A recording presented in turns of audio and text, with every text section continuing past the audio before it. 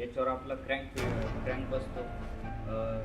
Main bearing हे crank लुब्रिकेशनसाठी राहते आणि मेन बेरिंगला हे जे साईडने दिसते हे बाकीच्यांना नाही, इथं आपले 3 नंबर क्रँक मेन बेरिंगवर आहे. तर याला आपण थसवायसर काम काय करतो, क्रँकचा जो साईड प्ले राहतो तो कमी करतो. जर आपण हे लावलं नाही तर आपला साईड प्ले जादा होईल, व्हायब्रेशनने आपले क्रँक कनेक्टिंग वगैरे हे तुटायचे चान्सेस राहतात. आणि हे जे होल आहे यात एक होल आहे आणि हे जे आपले दुसरे मेन बेरिंग आहे या साईडला होल नाही.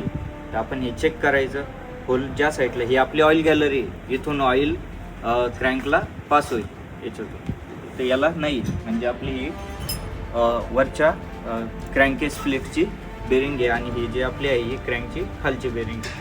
हिला बसवायची स्टेप अशी आहे, याच्यात या स्टेपमध्ये बसवला की त्याच्यानंतर याला फक्त प्रेस करायचं आणि हे फेस टू फेस मॅच करायचं.